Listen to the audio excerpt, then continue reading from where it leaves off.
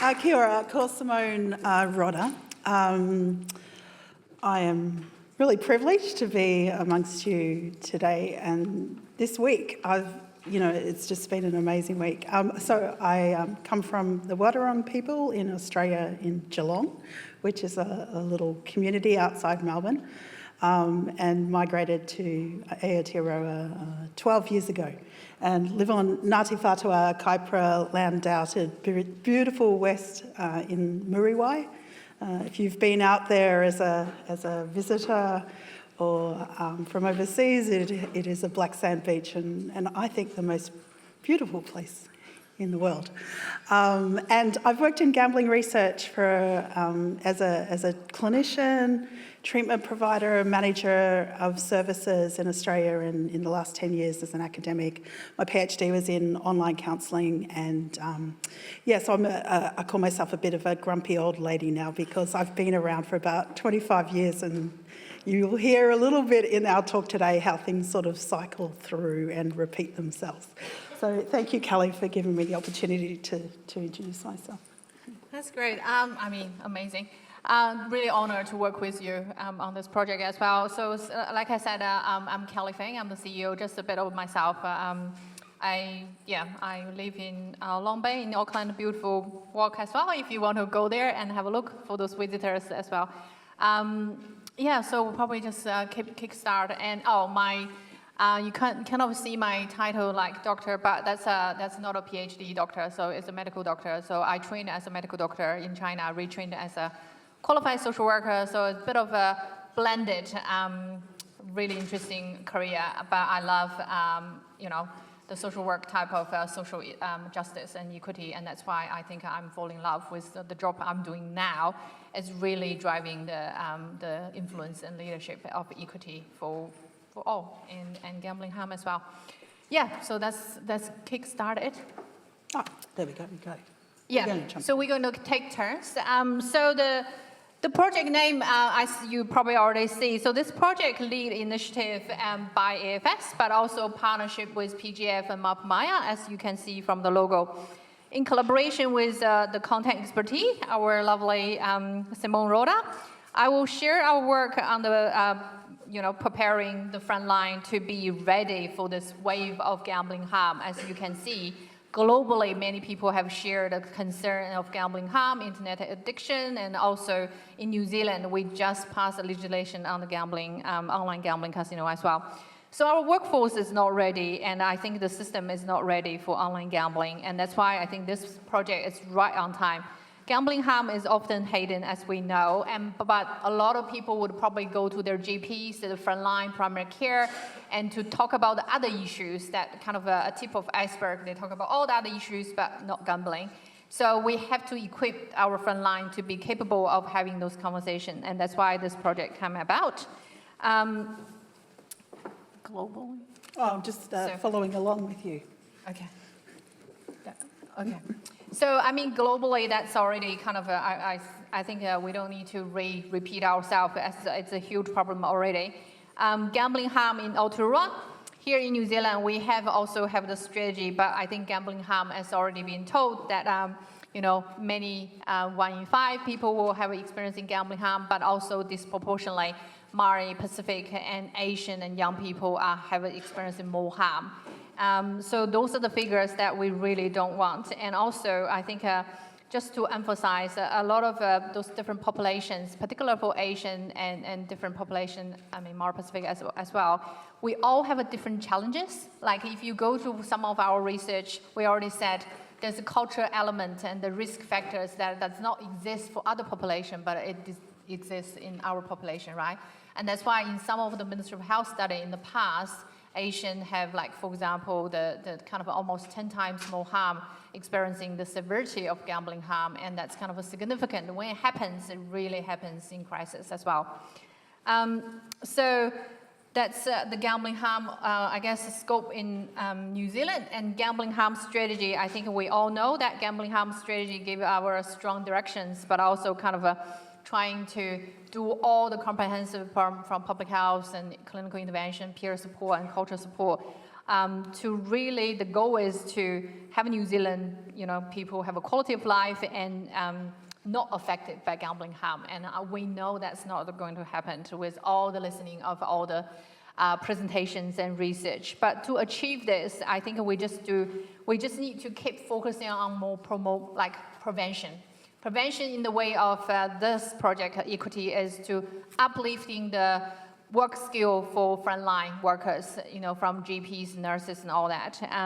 The strategy also recognizes the importance of a strong leadership and database and research, and I guess the decision needs to be possible, close to the community. And that's why I think in my early kind of opening, I touched on, we really need to have targeted public health promotion, which really tailored for those vulnerable groups. And we have a show that works.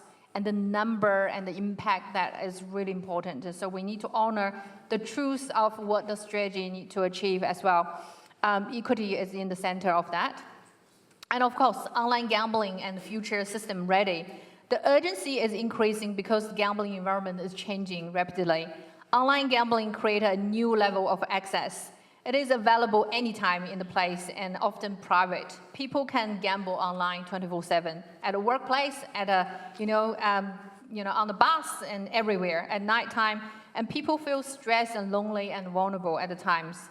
As New Zealand regulatory approach, offshore and online casino develops, we need the importance of those opportunities to get it right for minimize gambling harm. And having accountability, have a better self-exclusion system as well to protect our people. And that's really, it's kind of in the moment, and we need to make that really clear, to work together and to make sure that we are supporting our primary health kind of frontline, even within the wider mental health addiction sectors. We know those people also experiencing much higher chance of gambling harm, but often not being screened properly or having those safer conversations as well. That's why this project really equipped our frontline to be able to have those safe conversations and to be able to screen and identify and refer warm handover to a specialist service for gambling harm as well. I think we've done that. Yes. So now come to our amazing project. I want to tell you how this project came about. So this actually, I think the colleague, Professor Reese from UK, has actually come from that trip that I was in the Amazed conference, and it kind of sparked me.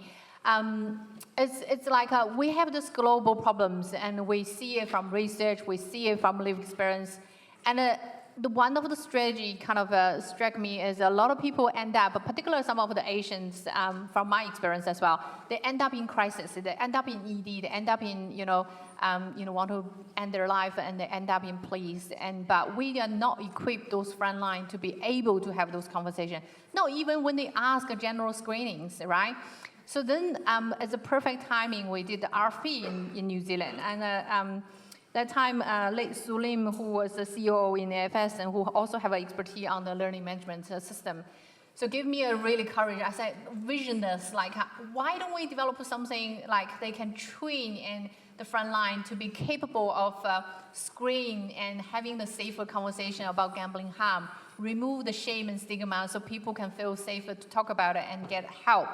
So when they see in GP or the front line. So that's why this kind of spark the idea and then bring PGF MapMaya on board to be partners, true partnership to develop, as you can see from the abstract, we are developing not only just one for response gambling harm, but also the Pacific and Asian lands one as well. So the purpose is really easy. Equip frontline health professionals to better identify, intervene, brief intervention, refer people experiencing gambling harm. And particularly, I think targeting, Mara Pacific and youth to have that capability of conversation. But we didn't do this just out of, the research or from the, ask Simone Rodda just straight away from the research and just develop an e-learning module. So we did it almost like a co-design with with the PHOs frontline workers from diverse disciplinary occupations like GP, nurses, HIP, health improvement practitioners, and so those real front lines. And across New Zealand with almost like all different PHOs, 5 different major PHOs across the motto, across whole New Zealand. And we're very proud of that because that's not something that is easy to do. And we have some really hard time and fun time and amazing time as well. So that's why I think that's the goal we're trying to achieve. So how we did it. So before developing the e-learning module, we want to learn directly from those workforce, and we almost designed with clinician and frontline. Between March and May 2025, we delivered across 5 different PHOs across New Zealand, collaborate with the Procare, Tuara Campus, Pinnacle, and Pixis, and Tamaki Health. More than 70 people attended and represent a wide range of primary and frontline roles. We have a collective evaluation feedback as well from the participants, so we're going to show you.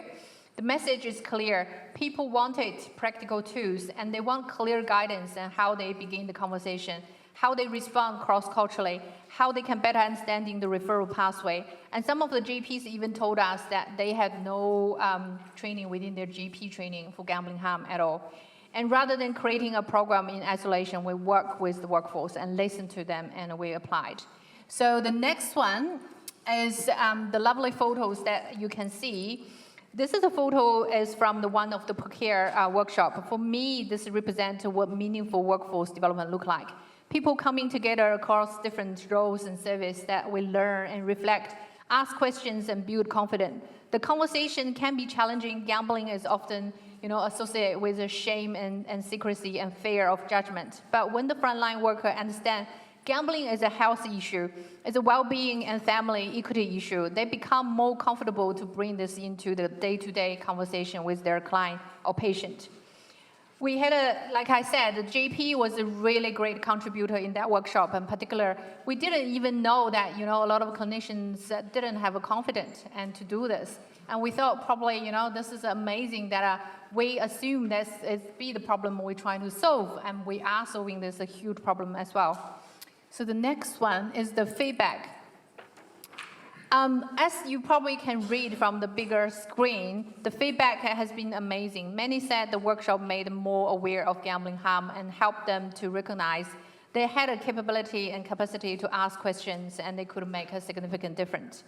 Participants valued learning how to start a conversation, understanding referral pathways, and hearing about available for support, and including counseling, peer support, and wraparound support. One participant said the gambling screening was now on their radar, and they're exactly going to do it, and they're going to make some change with their practice as well. The feedback also showed one of the workshop is not enough, so they need more. People ask more time to kind of hear from lived experience stories and practice scenarios, strengthen their skills, and apply learnings in real situation. They want training better connections with the health pathways, the health link, referral system, and local service providers. They wanted ongoing access for support to the training.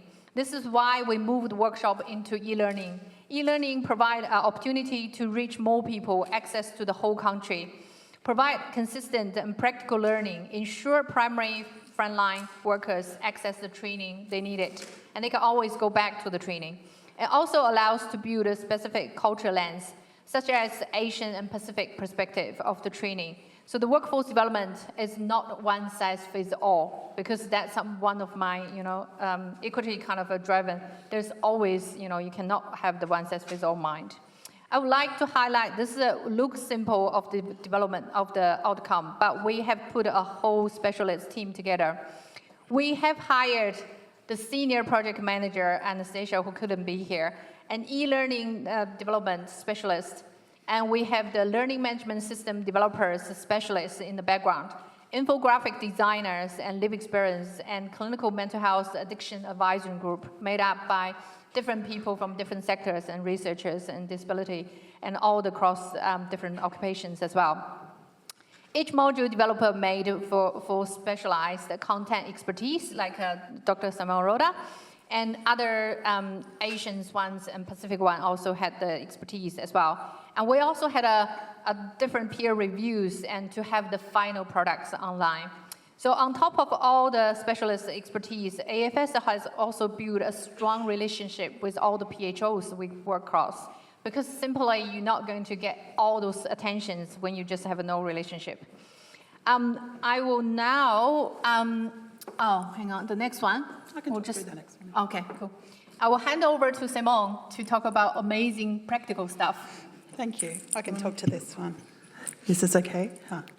Kia ora. Thank you, Kelly. I think Kelly is being very humble about the work that AFS did to support this, and you'll hear this in a moment. So what I want to give to you today is the thinking behind the content of this package.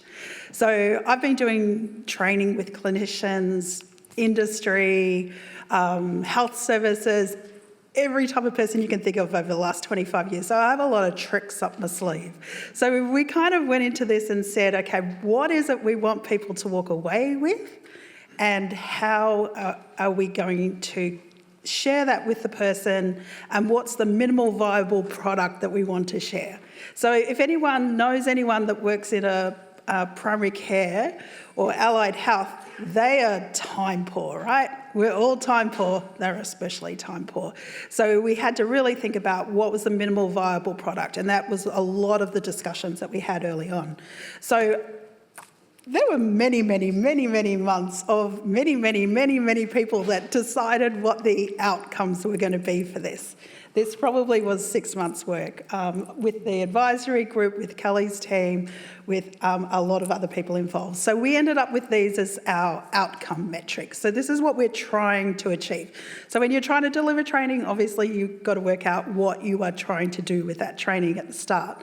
So we're trying to increase awareness around gambling harm, increase knowledge around gambling harm, confidence to screen, ability to have a conversation, know where to refer and recommend it to someone else. So this sounds pretty simple, right? It's fairly stock standard if you were doing training, and I know there's a lot of people in the room that might be doing public health sessions, training in-house or training external. These are the sorts of metrics you might have. So I just want you to kind of remember this as we're going through, and if you were to develop your own training package, what you might put in it to meet these metrics and change them. So you can see the before and the after. Now I think that actually isn't very generous, these numbers, because what we did is the first session we had, the before after wasn't great. We changed the training, the next one was better. We changed the training content, the next one was better. We did it online, we did it with a 2-hour session, we did it with a 1-hour session, we did it at lunchtime, we did it as a professional development session. And so each time we got feedback, we changed the content, we changed how we delivered it, we changed the engagement activities. We looked at what they liked and what they didn't like, and then we dropped the stuff they didn't like, where they were like rolling their eyes. You know what that's like. Anyone that stood in front of people, you know when people are bored, right? Get rid of that. So this is what we ended up with. I'm going to show you the content that was delivered in these workshops, but I'm not going to teach you this content because you already know this. I'm going to talk about why it's there and the decision making that was made around the content. So these were the areas that we looked at and that we settled on for the content. So the first part, we wanted to engage people with the idea of gambling, how people develop a problem, how people recover. So that was sort of the first 10, 15 minutes or the first 20% of the workshop. So if you're sitting there and you're someone that does this kind of thing, what would you do? Well, what we did is we defined what gambling was. We found that people responded well if you talked about how much money is spent on gambling. We found people responded well to the QP data that, you know, if you're doing any training like this, go and get the correct information that's available online all the time. So there's a website that collates all this data and you can get the most recent expenditure. We wanted to really make a point that, look at the top line. So what do you see as the top line? Can you see what type of gambling is that top line? What is it? Gaming machines. Hello, gaming machines cause the most harm. They generate the most money. This is not a secret. This has been the case for 30 years. And so we really wanted to engage people with this idea. Now, you don't see online gambling written there, but that's because most of the online gambling at the moment is coming from Lotto, because people buy Lotto through apps and online, and Lotto is the second line there. So we, though, wanted people to engage beyond just the money and the number. So one of the things that we talked about and Kelly talked about was a lot of the people were kind of middle-aged people in our room that might have had kids that are gaming, kids that are using, screens. And so we talked a little bit about that as well. But we also talked about shutting that conversation down pretty quick smart, because you would have spent the whole 50 minutes debating that. But we introduced that as an engagement technique. We also talked about the gambling environment not being a static or mature environment, and that we're about to move into a massive amount of change, and that primary care should consider themselves needing to be ready for this change and what that might mean. And we paused and had an engaging conversation around that. So this next slide, we changed this, I think, 5 times over. So, if you're doing training, you want people to have a conversation fairly on, right, with either the group or someone next to them, because listening to someone talk for a while starts to get, disengaging. So we want them to talk to someone next to them. So we changed this activity 5 times over. We have a choreo about what you know about gambling.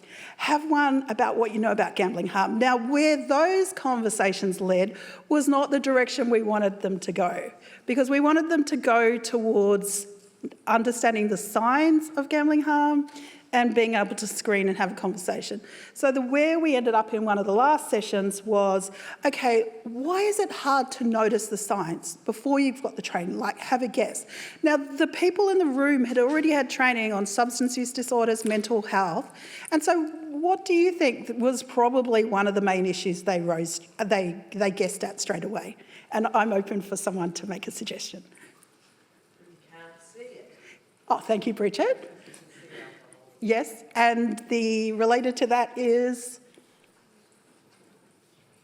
Shame.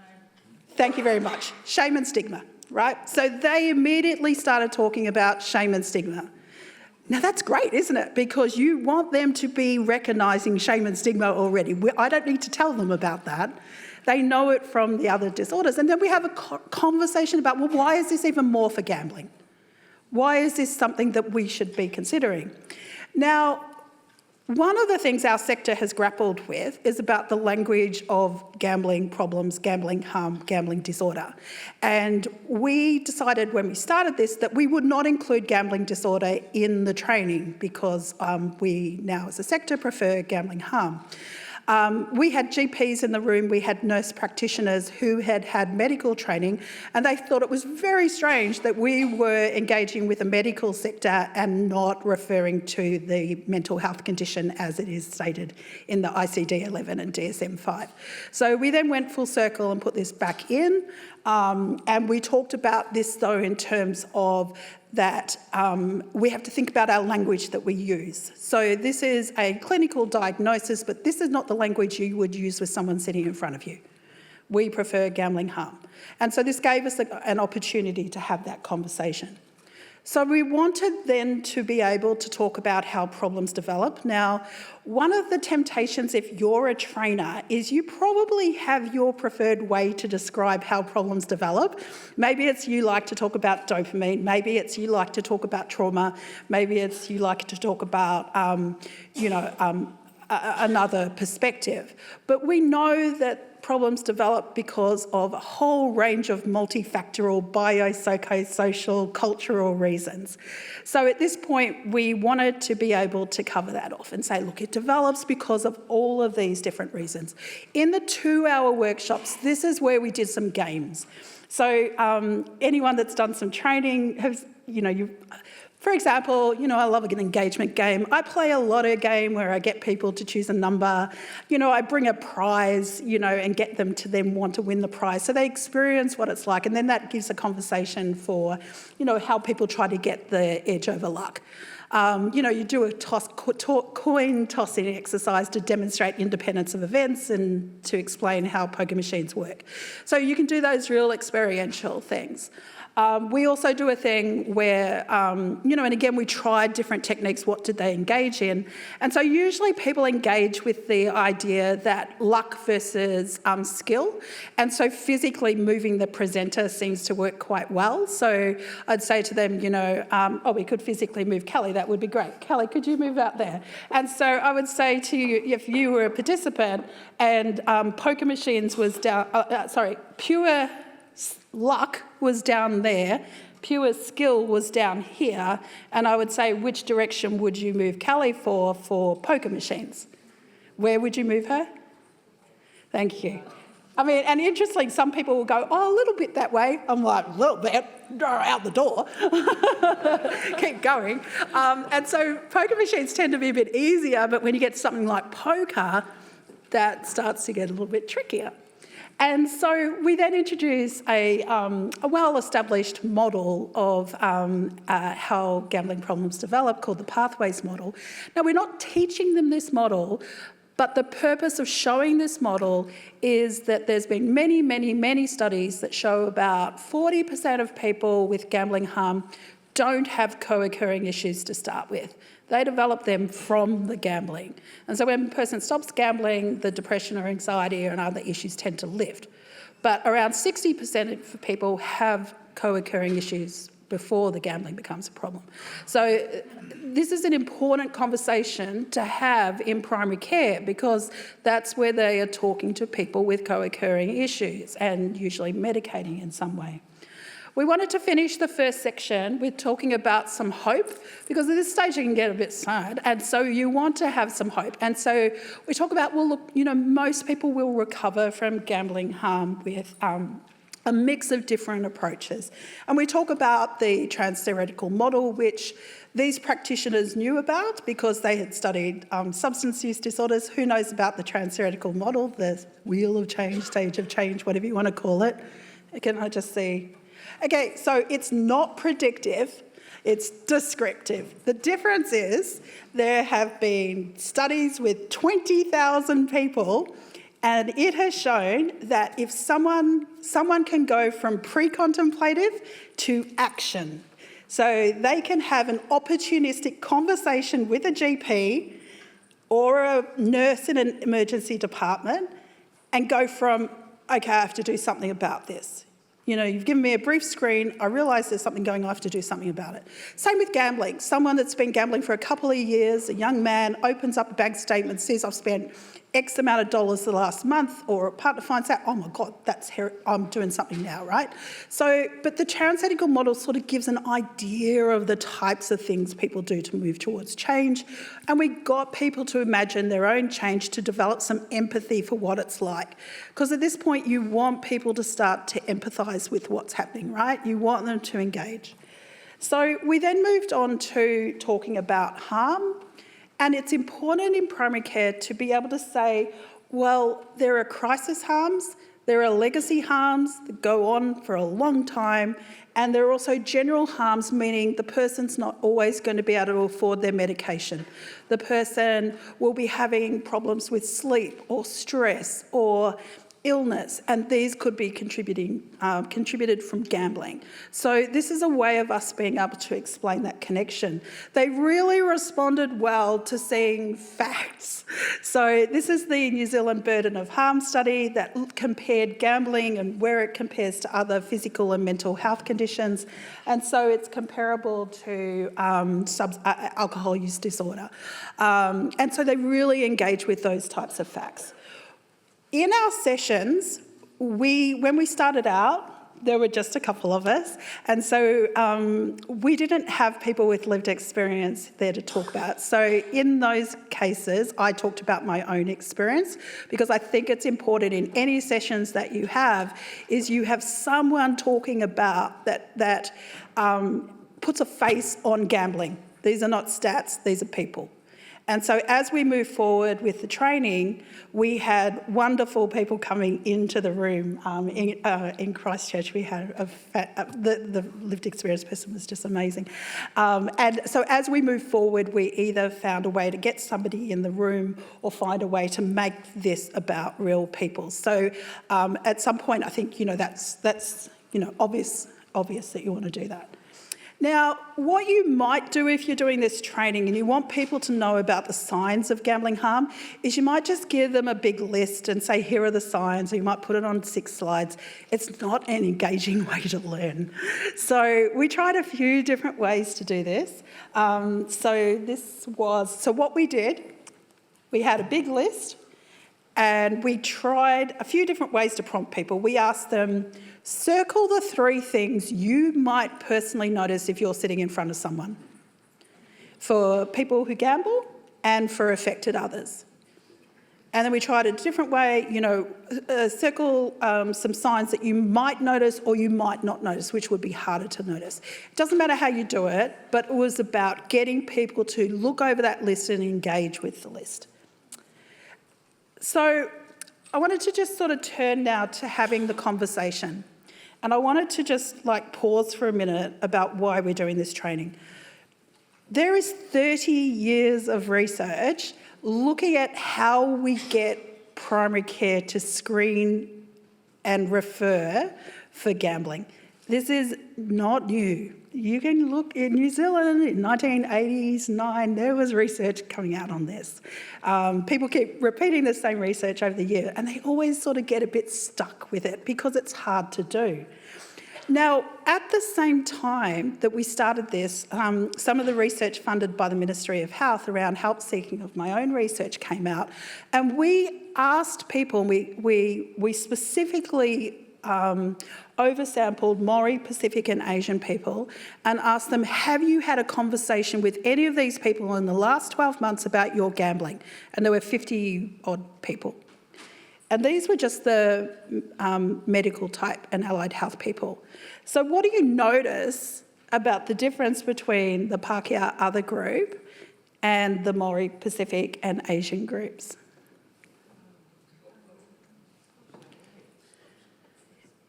It's way different, isn't it?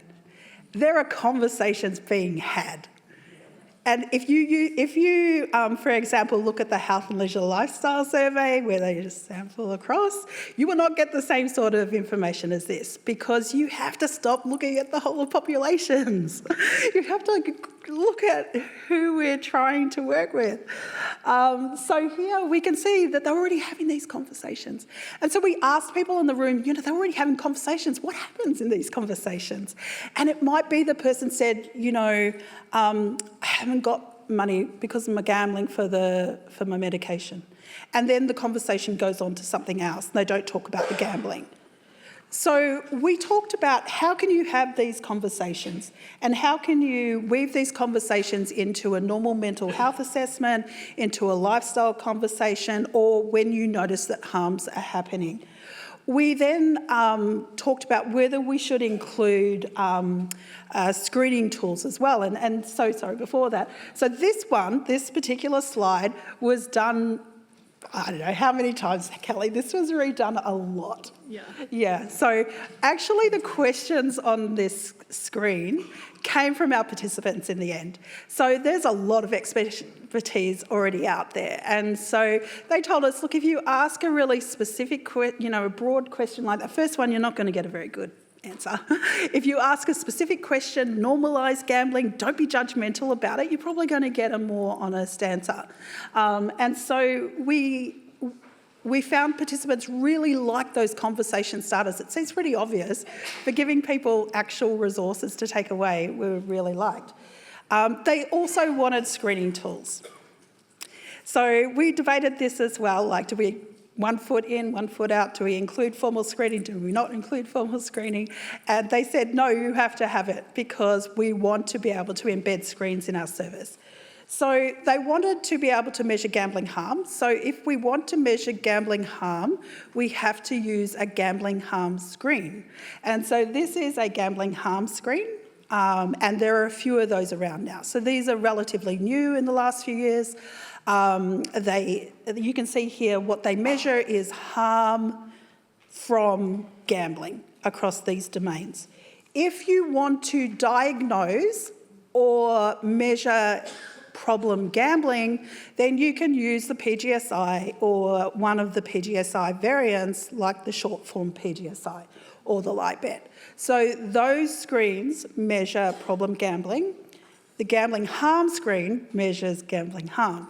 And so they really engaged with this because this is not an unusual concept across mental health and other areas. So they really liked having those screens. We continually referred to the language being used and making sure that that was non-judgmental. Now, one of the things we found, and I'm coming to the last part of the conversations now, is that they already had training in motivational interviewing. So we didn't know that when we went into it. So they were quite skilled in motivational interviewing. Does anyone do motivational interviewing here? Or yes, I know you all. Thank you. So there was no point in teaching people how to do motivational interviewing for gambling because it's not that hard to adapt. But what we did do was offer pointers in how you might adapt your practice for gambling. So here so I've taught motivational interviewing for a long time and I know where people sort of fall into some traps. So here we emphasise motivational interviewing is not just about motivation, it's as much about building self-efficacy and change talk. That motivational interviewing, when you use readiness rulers, is about asking, well, how come you're an 8 and not a 7? And usually practitioners forget that it's that direction and do it the other way, which is not motivational interviewing. Thank you for the ones laughing, you know what I'm talking about. Now, the other thing that I got a lot of surprised faces about was that the clinicians had fallen into the CBT trap of doing pros and cons where they investigated all the pros and all the cons. That is not motivational interviewing. Motivational interviewing, you would not ask about what are the benefits of gambling and what are the cons of stopping. That is sustained talk and it is not motivational interviewing. So when you're doing motivational interviewing, you ask about what's the costs of gambling and the pros of change. And so there were some surprised faces. And so actually being able to deliver some extra tips around techniques they were already using, because we actually have quite a lot of knowledge as a sector that we can contribute, right? So taking that knowledge to them was really helpful. So obviously we did role plays, we gave case examples, we asked them to use the conversation starters to get started. We gave them these handouts on the table so they could do that with each other. They also wanted to have some practical strategies to end their sessions. So we took the top 6 or so self-help strategies that people generally will use if they're trying to change their gambling. And we concluded with talking about treatment and referral. So quite often we had treatment services in the room talking about, they were really interested in what happens when someone goes to treatment, how would they get a referral, who would they talk to? Yeah, so do you want to take that one? And I think I just want to thank Alex that has been going around with different, Alex is National Manager for Clinical Services from AFS, and Bridget, thank you for supporting, and IFO for the Pacific one. People are going around and to share about what's happened in the specialized service for gambling harm. And that's really important for the frontline people to know and to feel confident they can hand over for warm handover for client and patient to be into the different service. And also we had made a significant change of some of the referral pathways. So we are in some of the system and we continue to advocate for PHOs to have a better kind of a specialized gambling harm referrals and to know us. And that probably need a bit of continued work as well. But again, at least it's in their specialized service currently, and we make sure that the updated information are there and the referral pathway was clear for people. And now they have this training, they can be uplifting and build the confidence to have the conversation and refer on, so people can get the right support at the right time. So that's a critical important point. And next one, I want to also emphasize, so this is, again, not one size fits all, and we want to build the workforce and support the workforce to be ready for the gambling harm. So we have just a big shout out for MapMaya, and we partnership, and we really use the. We're not going to take it because we only got 1 hour, so we use one of the example to develop the mainstream and kind of a response for gambling harm.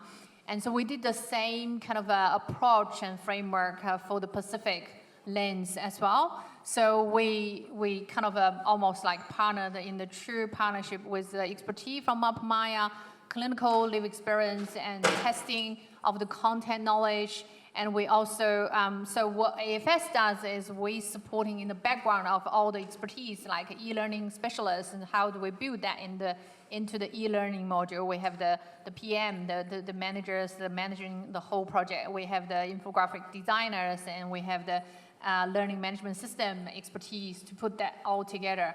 And so all that is in the true partnership at the beginning, right from the start, to really have all those MapMaya's expertise to put that training together. And so that training is currently also available online. And so if people want to do all 3 trainings, which is fine, but also if they want to do 1 or 2, it's fine too. And the next one is exactly, we also did the same one for respond gambling harm for Asian lands.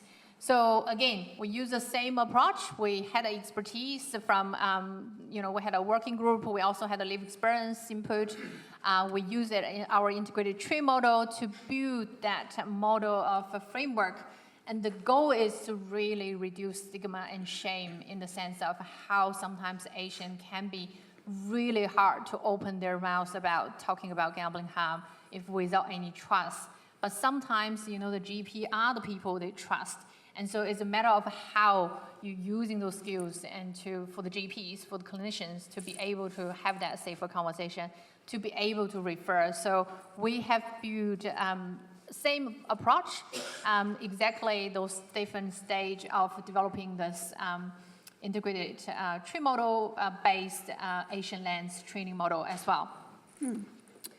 The next one. So what? So next one, so the dream, we have to dream big, like you probably listened to me earlier. We want all the trainings, all this training to be accreditation for the GPs, the nurses, the midwives, and all the front lines, the social workers, and the counselors. We're getting there. I think we're slowly getting there. We got a couple of the nurses already give us the green light. The GPs are in process and social workers are in process. So again, very, very important to have that credibility of the tick for the professional development for New Zealand. I'm talking about New Zealand. So, and again, we know that we have a huge workforce that we need to reach out. So we are continuously promoting this training. And now we currently have about 400 people on the e-learning module enrolled and did the training. So that's fantastic since we have launched, was it 3 months ago? A couple months ago, 3 months ago. So again, those are needing a lot of promotion. I think, like I said, a lot of the primary care people, GPs, they're busy. Like we're competing with everything else that in their 15 minutes. So in New Zealand, the GP consultation is 15 minutes. So that's really important to keep promoting that. So the next one is, what's next? What's your role? So this is a fantastic, I think world leading, right? Simone? World leading, world leading, yes, very proud. So we really want you to go on eLearnX to .co.nz to share, have a look at those beautiful trainings and register yourself and to just go into different trainings and to have a look, like not me and Simone try to tell you this how wonderful. Have a go yourself. Yes, that's how it looks. I'll just go back Yes. And I want you guys to really help grow this workforce. I know there's all different people from different sectors. So I really want you to be the champion to promote this eLearnX and modules and learning, because like I said earlier, we all have to commit something from this conference. We have known too much, and we have known enough to just hold the knowledge, not to influence others and make a difference.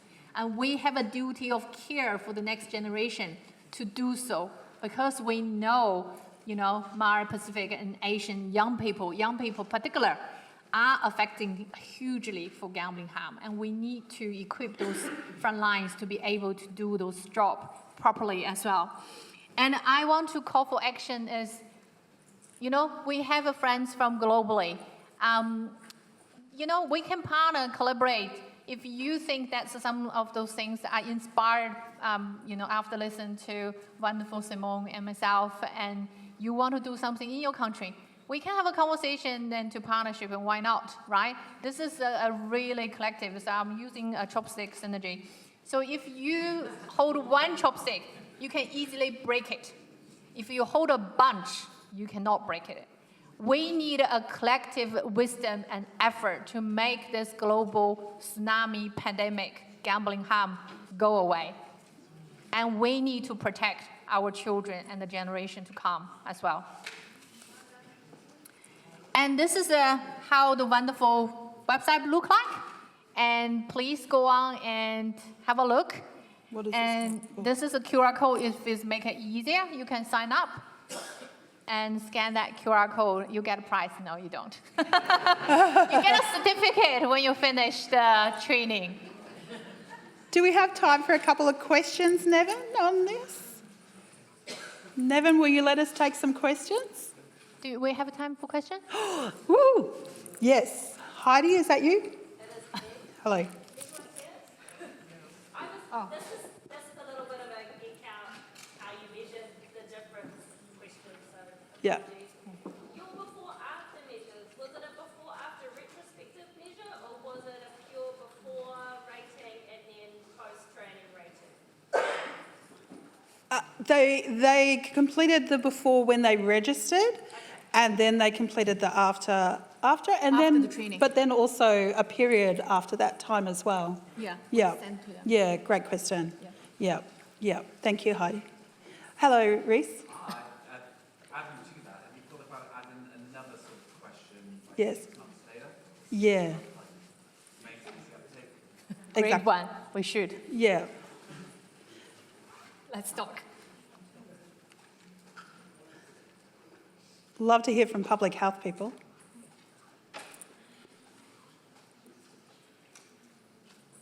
Any other questions? Hello. Sorry, not Sure. so much a question. Comment. Yeah, as a health promoter, I know so much that this is the kind of thing that we've been looking for. It's really, really exciting. I remember when we got the Safer Gambling Plan and we had it in there. It was awesome to see. And I was at the GP a month ago and she found out my job and she was like, we need you. So that's really cool to know that I could just put Yeah. this through to them. There's something they could do. Yeah. I'm not sure if the website's different now, but I guess I was wondering, if we have feedback on the interface and how we engage with it, we could send it through to you guys, or who we could. Yeah, so the website, if you enroll, there will be the admin person. So if you have anything during the training, you want to feedback, I'll just just email us. It's fine.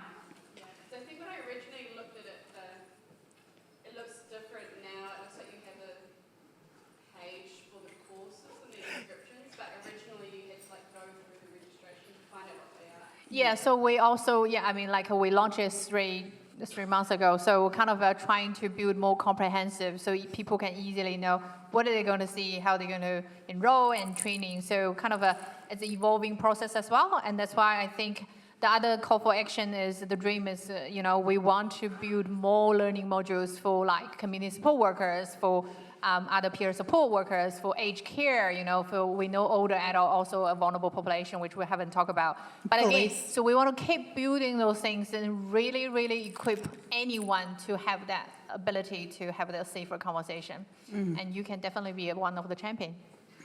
Because I think you can easily adapt this, right? But Yeah. you need to almost do a version where you start with the people that are going to use it in an advisory group, get them to look at what it is, what they think needs changing, run some groups with the training with the people that are going to use it, see how it works with them, change it as you need to.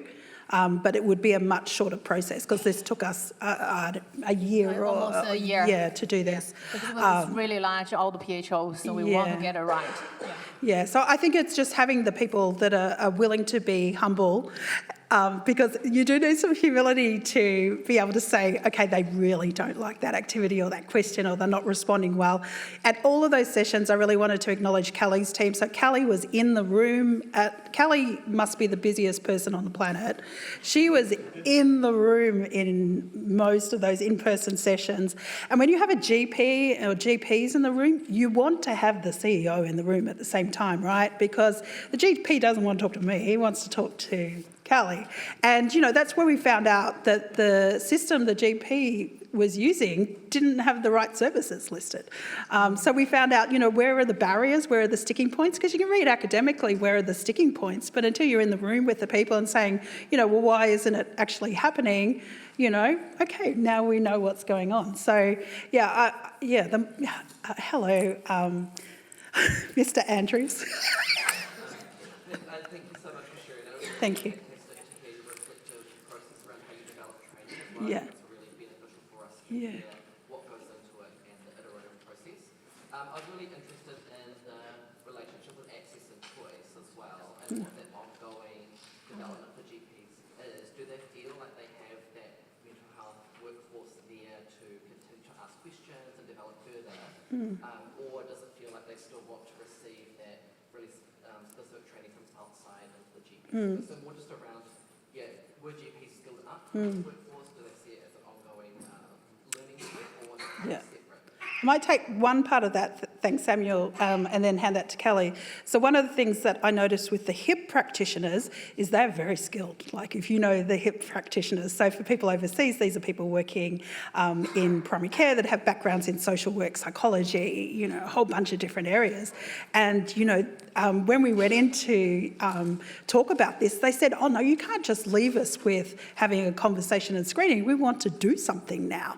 And so as a sector, you might find that you're getting referrals to you from people that already know about what's happening. So the HIP practitioners are really expert. Yeah, so our targeted, so in New Zealand, access and choice is sitting in the different primary care. So Asian Family Services, so we do run the Asian access and choice, some of those. So we do have that relationship and kind of a front line and working with cross different PHOs.